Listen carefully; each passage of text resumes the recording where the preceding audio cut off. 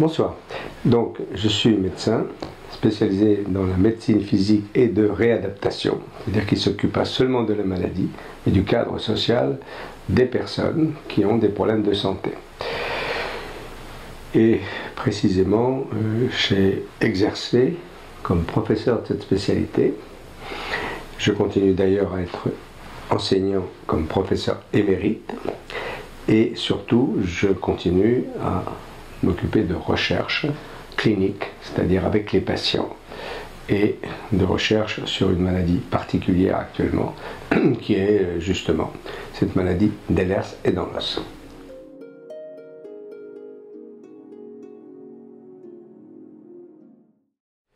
Eh bien, c'est une rencontre. C'est une rencontre complètement fortuite, dans le cadre de mon activité passée, dans le service de médecine physique et de réadaptation du CHU Henri Mondor à Créteil, où j'ai créé un service. C'est un médecin qui est une ville voisine, c'est la ville de Maisons-Alfort, qui m'a envoyé un jour une patiente qui lui posait beaucoup de problèmes. C'est une patiente qui était justement en situation de handicap et qui subissait, on peut dire subissait parce que c'était très douloureux pour elle, des rééducations intensives, mais totalement inefficace, voire pénible. Et cette personne, je l'ai reçue, je l'ai examinée, j'ai trouvé très rapidement deux signes importants qui étaient les signes que j'avais appris pendant mon internat pour diagnostiquer une maladie qui s'appelle Ehlers et dans l'os. Ehlers dans l'os. Et ces deux signes qui étaient plus ou moins connu, pas de tout le monde, en tout cas on me l'avait appris, j'avais déjà vu des patients avec cette maladie, c'était que la peau était très étirable, on pouvait étirer la peau sur une grande longueur, une certaine longueur, et aussi les articulations étaient très souples. Cette personne avait à la fois une mobilité articulaire importante et aussi cette étirabilité de la peau. J'ai donc fait le diagnostic de maladie de Ehlers et dans l'os. Ehlers est un Suédois, dans l'os est un Français. Et ce n'est pas de l'air dans l'os, comme on l'entend dire quelquefois, mais c'est la maladie de deux médecins, Ehlers et dans l'os, qui ont donné leur nom. Et j'ai constaté, en examinant cette personne, qu'elle avait beaucoup d'autres signes qui n'étaient pas décrits officiellement dans cette maladie d'Ehlers dans l'os. Notamment, elle avait des troubles auditifs, elle a même perdu l'audition d'une oreille, elle est devenue sourde d'une oreille, des troubles de la vessie, le contrôle de la vessie qui était considérable, elle était devenue incontinente, et on a essayé de l'opérer, je l'ai même encouragée à l'époque à se faire opérer, maintenant je ne le ferai plus, mais elle s'est aggravée au contraire. Et il y avait beaucoup d'autres problèmes, notamment de douleurs très importantes, qui la gênaient beaucoup, et de difficultés à marcher et à contrôler ses mouvements. Voyant cela, j'ai pensé qu'il était bien de présenter ce cas. Nous avons l'habitude donc, comme professeur, comme médecin en général, de présenter dans les réunions scientifiques ce qu'on appelle des cas cliniques. Et dans les congrès, c'était là le premier congrès de notre spécialité, enfin le premier pas tout à fait, mais le congrès national de notre spécialité, de présenter un poster, on appelle ça un poster. Et donc, ce poster décrivait le cas de cette patiente.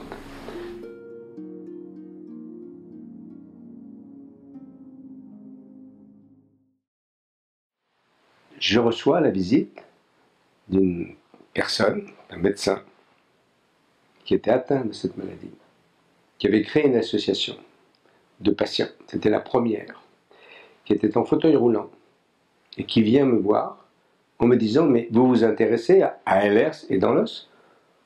Je dis « Bah oui, à propos de ce cas, mais habituellement, je n'ai pas d'autres cas qui sont suivis. » Il me dit « Mais est-ce qu'on pourrait vous envoyer des patients? Parce que nous avons une association.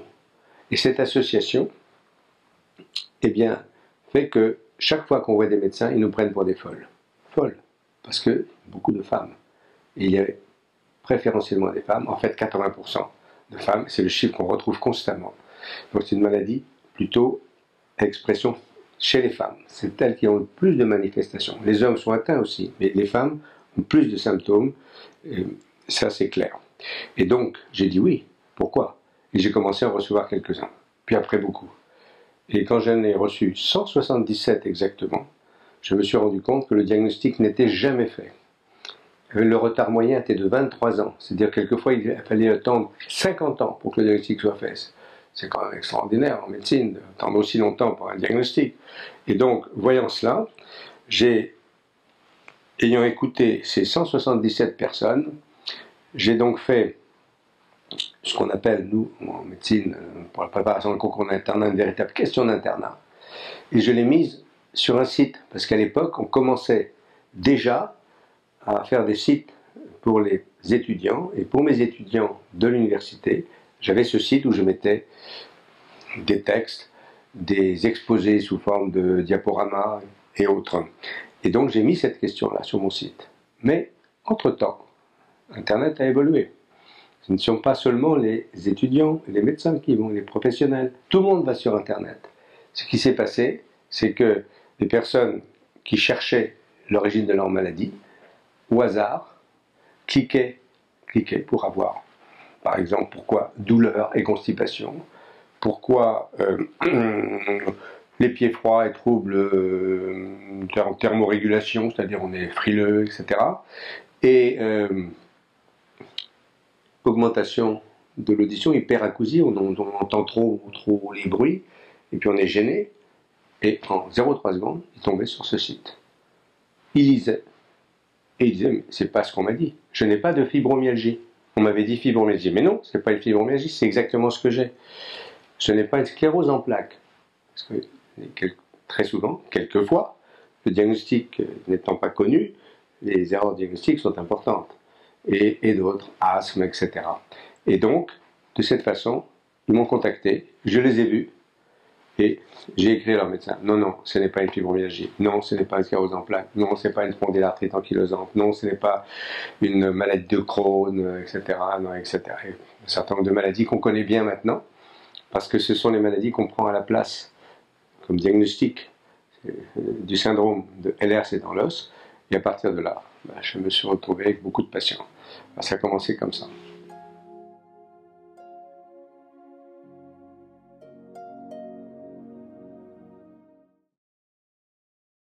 C'est une tout à fait bonne question parce que l'évolution des connaissances en médecine, je pense que c'est amplifié par les systèmes de communication que nous avons, les différents réseaux de communication qui existent, et notamment bien sûr l'utilisation d'Internet, font qu'il y a des maladies à la mode. Il y a la télévision aussi, des maladies qui sont à la mode. La fibromyalgie est à la mode, la sclérose en plaques, on en parle de temps en temps, la maladie de Parkinson, on en parle assez souvent, et il y en a quelques autres. Et ces maladies sont à la mode aussi chez les médecins.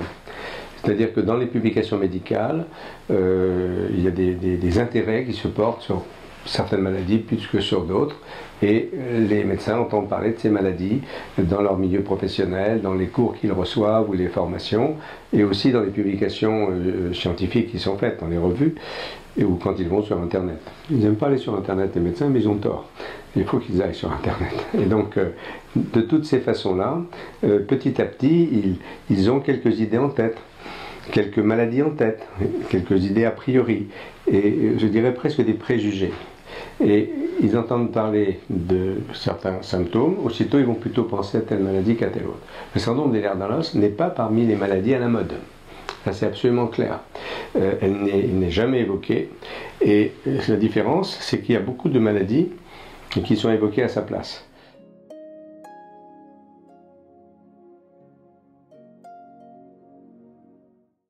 On a parlé de la fibromyalgie, qui a été décrite en fait à partir de cas d'Ehlers-Danlos.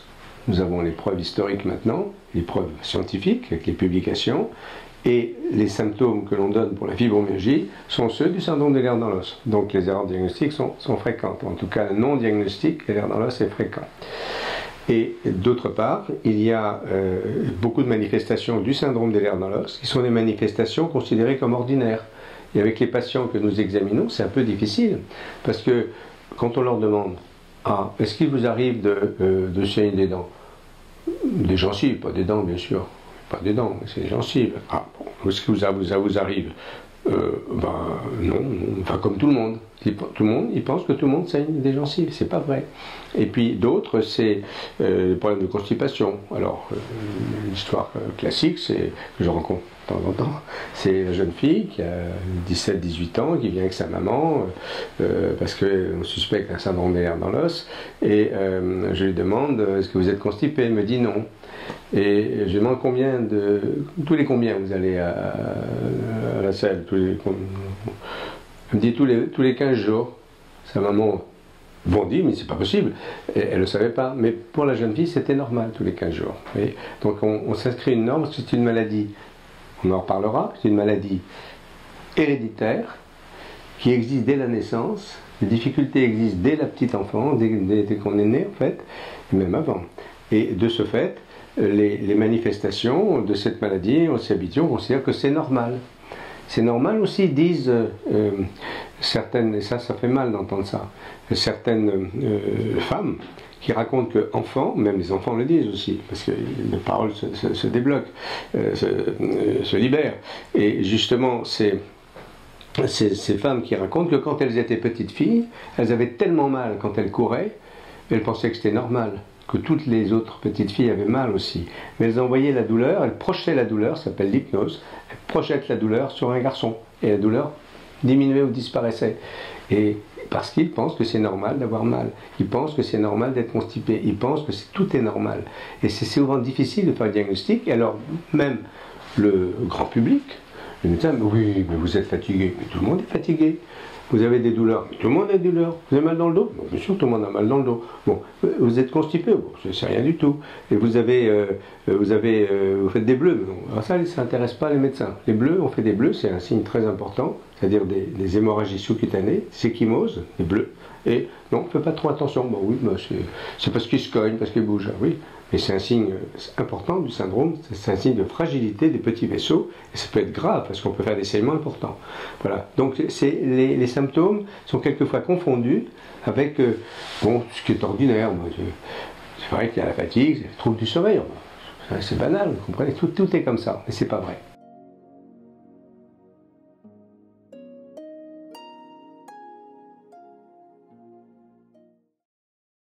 On a comparé ces cas à 800 autres cas de sujets prétendument normaux. Pour moi, tout le monde est normal. Même les personnes sans diagnostic, c'est personnes tout à fait normales, mais avec des particularités. Mais là, ces 800 personnes, elles venaient pour une visite systématique de médecine du travail. On leur a fait passer les mêmes tests que pour le syndrome des nerfs dans l'os. Il y a une différence extraordinaire, ça n'a rien à voir. Et ils n'ont pas ces symptômes. Donc quand on dit « oui, la mal à la tête, c'est normal, oui, la mal à la tête, c'est tout le monde », c'est pas vrai. Donc c'est les gros problèmes qu'on rencontre, c'est qu'on ne fait pas attention à ces symptômes chez les enfants. Ils tombent tout le temps, bah oui, mais fais attention. Voilà. Il est fatigué, c'est un signe très important dès l'enfance. Une grande fatigue. Oui, mais il est un peu paresseux. Alors en classe, il s'endort. Oui, mais voilà. Donc on trouve que c'est des comportements, que c'est entre guillemets normal. Non, ce sont des signes du syndrome, mais il faut apprendre aux médecins à bien les reconnaître. Donc la différence avec le reste, les personnes qui n'ont pas le syndrome, elle existe. Parce que, bien sûr, on peut un jour ne pas dormir, on peut un jour être fatigué, on peut, mais on n'a pas tout ça à la fois, et pas de la même façon, avec la même intensité.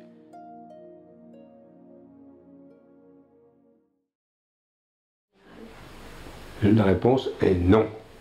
Et même fermement non. C'est très étonnant, il est très étonnant qu'une maladie quand même aussi fréquente ne soit jamais diagnostiquée pratiquement, ou avec un tel retard, c'est catastrophique pour les personnes. Et d'autre part, la sévérité de cette maladie existe. Les personnes sont fragiles. Alors, elles sont fragiles sur le plan physique. On a parlé des hémorragies. On saigne facilement.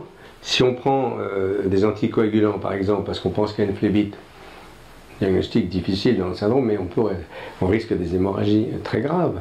Si on opère et qu'on ne sait pas qu'il y a le syndrome, ça peut saigner l'opération, et en même temps ça cicatrise mal. Et puis il y a d'autres complications qui peuvent survenir, les tissus sont fragiles. Un chirurgien, dans un enseignement qu'on a fait, qui opérait une vésicule, parce qu'il y a des accidents avec les vésicules. On a beaucoup plus de calculs de la vésicule dans cette maladie qu'ailleurs. Il faut les enlever parce que la vésicule est fragile On peut être perforé, ça fait des péritonites. Les péritonites, les gens connaissent ça à cause de l'appendicite. Et justement, c'est dangereux. Et c'est peut-être mortel. Il faut le savoir. Donc il peut y avoir des accidents très graves. Et justement, dans ces cas-là, si on n'est pas prévenu, on peut faire de grosses bêtises. Et d'autre part, il y a les fragilités des artères qui font qu'on peut avoir ce qu'on appelle des anévrismes, c'est-à-dire des développements des artères qui grossissent parce que c'est souple, deviennent grosses, enfin ce qu'on appelle un anévrisme en médecine. Cet anévrisme peut éclater, c'est embêtant. Évidemment, c'est dans le cerveau ou au niveau de l'aorte ou d'une branche de l'aorte.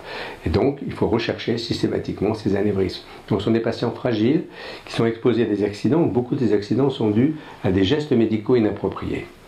Donc, voilà ce qu'on peut dire sur la sévérité de cette maladie. Elle est très mal connue des médecins parce qu'elle a une mauvaise réputation ou la trop bonne réputation. Pendant des années, des dizaines d'années, les médecins et particulièrement les rhumatologues ont considéré que c'était une hypermobilité bénigne. Quand on dit bénigne en médecine, ça veut dire qu'il n'y a pas de complications. Et donc c'est pratiquement rien. Et ça a été transformé, mais c'est dans la tête des gens s'ils ont des problèmes. En fait, ils sont souples, c'est-à-dire très mobiles, ils peuvent mettre les pieds derrière la tête, pas tous, mais ça arrive, déplacer les doigts de façon extravagante, le coude, les genoux, voilà. Et donc, disons, c'est ce qu'on appelle hypermobilité articulaire ou hyperlaxité articulaire. Et on s'est attaché à ce signe-là. On a dit, bah, c'est curieux, ils peuvent aller dans les cirques. Ah oui, c'est intéressant de dire ça. Ben oui, il y en a qui y vont d'ailleurs, ça arrive. Et ils sont doués. Mais le vrai problème, c'est pas ces choses un peu spectaculaires et considérées comme bénignes, voire insolites, un peu bizarres, sont des gens, voilà. C'est pas des vraies maladies. C'est le professeur Graham, qui est un grand monsieur qui a beaucoup étudié ça, il est à Londres.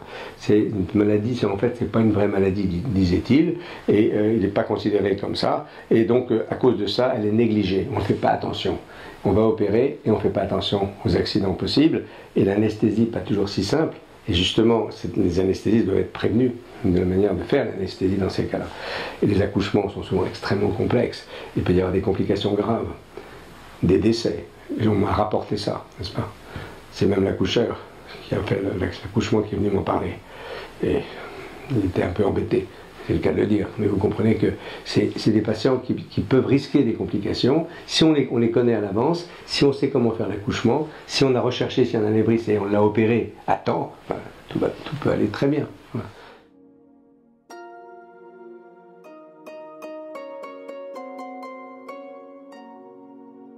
Alors, vous me demandez en fait si les médecins sont réceptifs à l'idée d'une pathologie qu'ils ne connaissent pas, qu'on ne leur a pas appris. Il faut dire que ça a été pas enseigné ou très mal enseigné, et là on leur apprend une maladie qui est à l'envers en fait de leur façon de voir la médecine. Parce que la façon de voir la médecine aujourd'hui, elle se fait beaucoup en fonction des organes.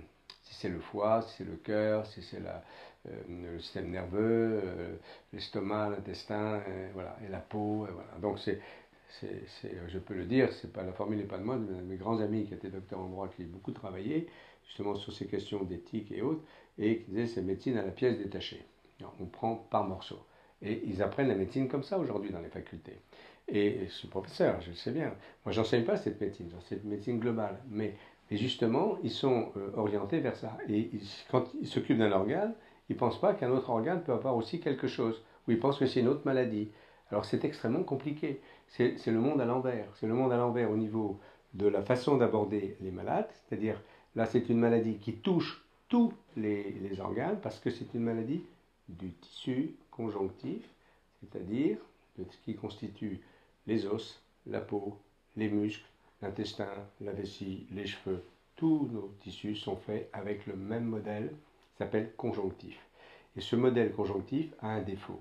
C'est un défaut qui est dû à un problème au moment peut-être de la conception, en tout cas avant la naissance, et qui fait qu'on a une maladie qui en plus est transmissible, et largement transmissible, parce que tous les enfants, dans notre expérience à nous, de cliniciens, on est en désaccord avec certains généticiens, mais nous le voyons tout le temps dans nos consultations, tous les enfants ont le syndrome, plus ou moins, mais ils l'ont. Donc, on sait que c'est cette vision générale, globale de tout le corps. C'est pas la vision pour les médecins, ils ont du mal. Quelquefois, d'ailleurs, ils connaissent, surtout certains spécialistes, très bien leurs organes, mais ils sont mal à l'aise avec les organes des autres. Et donc, c'est un grand problème. L'autre problème, c'est qu'on a appris aux médecins quelque chose qu'il faut vraiment réformer. C'est qu'il faut se méfier du patient. Parce qu'il y a les faux patients qui racontent des histoires. C'est pas vrai, j'en ai jamais vu. Une longue expérience professionnelle, je n'ai jamais vu quelqu'un qui me raconte des histoires en venant me consulter. C'est pas vrai. Par contre, on pense que justement, parce que les personnes ont des troubles psychiques, sont malheureux, il y a des traumatismes dans l'enfance, des choses de ce genre, eh bien, il y a précisément ce qu'on appelle une somatisation, c'est le terme soma, c'est le corps, c'est-à-dire qu'ils s'expriment par le corps, par exemple des douleurs, ou bien des maladresses, ou bien de l'insomnie, ou bien voilà. Mais non, ce n'est pas le cas du tout du syndrome des lèvres dans l'os, ce n'est pas une maladie qui est dans la tête, parce que ce n'est pas dans la tête des gens comme on le dit souvent, ce n'est pas de l'hystérie comme on le dit souvent, et c'est au contraire une maladie du corps. C'est le corps qui est particulier à cause de cette mutation, variation génétique, un mot qui s'est produit à un moment donné, et qui réagit différemment, parce qu'il est trop souple. Et donc il ne donne pas les bonnes informations au cerveau.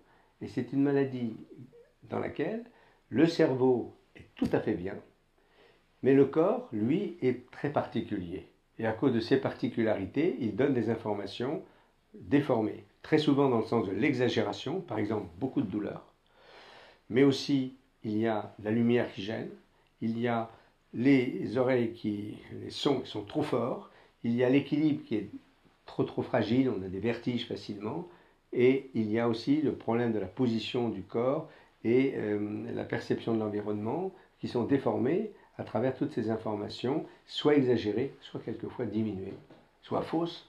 Par exemple, l'odorat. On perçoit une odeur, mais cette odeur, on la perçoit comme très désagréable, alors qu'en fait, elle n'est pas forcément désagréable, parce que les capteurs, les systèmes qui enregistrent, pas enregistrent, c'est un lapsus, ils n'enregistrent pas, mais qui informent, pour justement qu'il y ait enregistrement des sensations, eh bien, ils sont bizarres. Ils fonctionnent dans un tissu particulier, et à cause de cette bizarrerie, ils envoient des signaux faux ou trompeurs pour le cerveau. Et la personne a beaucoup de mal avec son corps.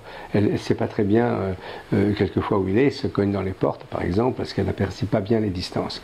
Et c'est très particulier comme ça. Et plus on avance, plus on découvre des choses à cause de ça. Donc c'est une maladie justement que les médecins ont beaucoup de mal à comprendre, parce qu'ils ont appris les maladies par organes, et d'autre part, ils ont appris que quand le psychisme ne va pas bien, c'est le corps qui parle. Mais là c'est le contraire, c'est le corps qui ne va pas bien, c'est le cerveau.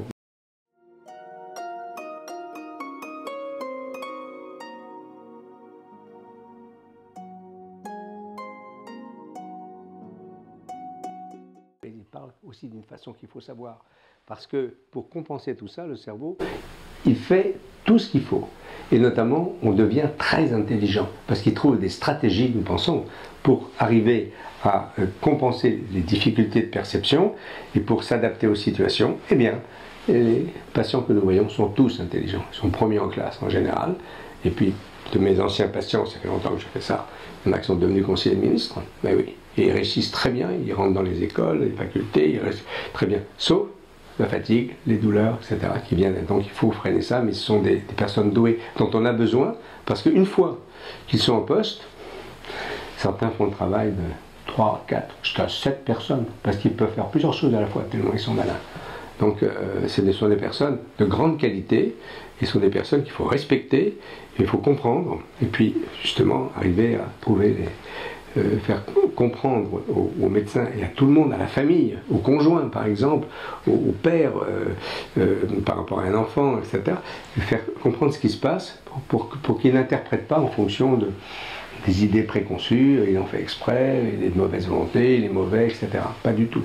Et même par rapport à ça, je remarque une chose, c'est qu'ils sont très ouverts sur les autres. Ils sont très attentifs aux autres, ils sont même très sensibles, ils sont émotifs et ils sont attentifs à la peine des autres, aux difficultés qu'ils rencontrent. Il n'est pas étonnant qu'ils choisissent souvent des métiers en rapport avec un service aux autres. Des infirmières, des aides-soignants, des auxiliaires de vie, des gens qui s'occupent de travail social, des médecins. Voilà. Donc, c'est une population tout à fait intéressante qui est mal comprise par les médecins parce qu'ils ont appris une médecine qui ne convient pas à ces personnes-là. Donc le problème, c'est de renverser ça, c'est pas facile. Parce que les préjugés, c'est très difficile. C'est la formule d'Einstein. Hein. Einstein disait qu'il est plus facile de détruire un atome qu'un préjugé. Et moi je dirais c'est encore pire chez les médecins. Parce qu'ils ont appris les choses, il y a une structure, on leur a appris d'une certaine façon, et on leur a peut-être pas assez appris qu'il faut changer ses idées, ou éventuellement les laisser complètement de côté pour faire autre chose.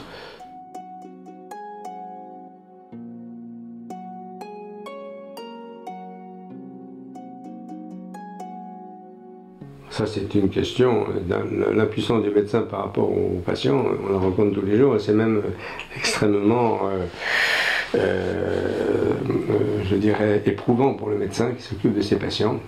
Parce qu'il y a un élément que j'ai dit aussi, c'est qu'ils sont très anxieux.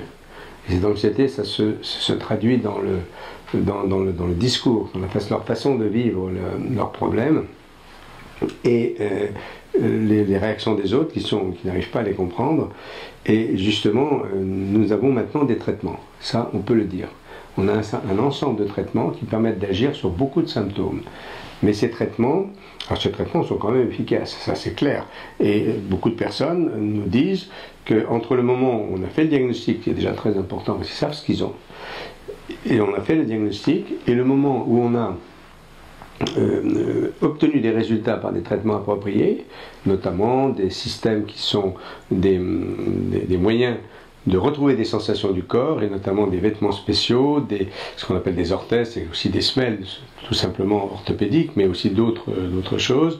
Et aussi une trouvaille que nous avons faite, c'est l'oxygène, leur donner un apport complémentaire d'oxygène, car ils manquent en fait d'oxygène pour des raisons qui s'expliquent par leur maladie, et d'autres traitements. On a obtenu des améliorations souvent très spectaculaires qui font que ces personnes vont beaucoup mieux. Mais ce n'est jamais vraiment gagné en fait. Et les personnes viennent nous revoir, ça allait plutôt bien, mais maintenant ça va beaucoup moins bien.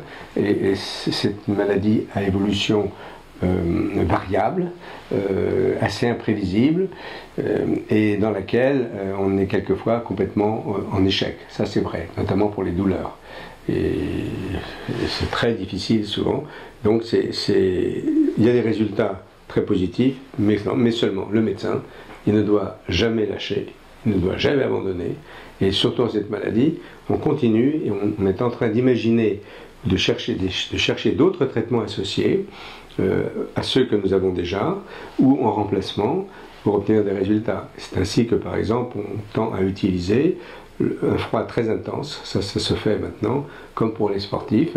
On l'utilise, on commence à utiliser aussi la marche en apesanteur, avec un soulagement. On a des espoirs de ce côté-là. Ça, c'est dans le cadre plutôt de la recherche. Mais c'est une recherche qui peut s'appliquer rapidement.